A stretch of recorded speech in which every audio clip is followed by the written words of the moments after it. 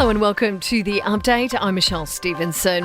Health authorities are working frantically to find out how a Brisbane man contracted COVID-19. Queensland Premier Anastasia Palaszczuk says he visited venues including a shopping centre, a hardware store and even a restaurant. He was tested yesterday, but he has been infectious in the community since last Friday. Now, as a result, some hospitals, aged care homes and prisons in the city of Brisbane have been closed to visitors. Sticking in Queensland, and the PM has hauled Liberal MP Andrew Lemming into his office for a dressing down. Two women allege they were subject to false accusations and even social media attacks from the Brisbane MP, who has since apologised for causing them distress. Scott Morrison, though, says his behaviour is unacceptable. I found them disgraceful, and I called him into my office yesterday and told him to apologise and deal with it. And he has.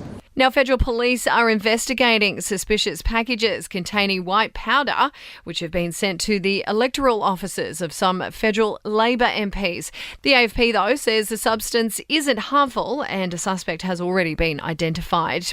Now, joint Counter Terrorism police have charged two men over their involvement in a sophisticated terrorist network. A 31-year-old from Melbourne and a 34-year-old from Brisbane are accused of being senior members of a religiously motivated extremist organisation. A multi-agency strike force has been set up to help communities recover from the flooding in New South Wales. The Defence Force, Rural Fire Service and fire crews will help make sure it is safe for people returning home.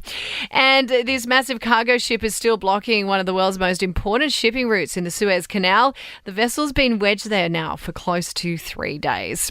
In sport, Tanasi Kokonakis and Jordan Thompson have recorded opening round wins at the Miami Tennis Masters. Ash Barty has also progressed to the third round. And a survey of AFL coaches shows a majority want the freedom to trade players to another club without their permission. In entertainment news now, and Demi Lovato says she's in a great place after years of suicidal thoughts. The singer surrounds herself with positive people to help avoid heading into any dark spaces.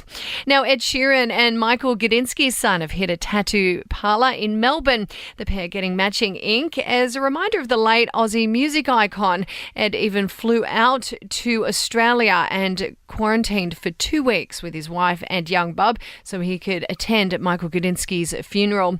And Amber Heard's legal team say they aren't too surprised by the news that Johnny Depp's been denied an appeal in his UK libel trial. You'll remember that a judge ruled that an article which referred to him as a wife beater was actually substantially true. And that is the latest from the Nova Podcast News team. We'll see you tomorrow morning for another episode of The Update.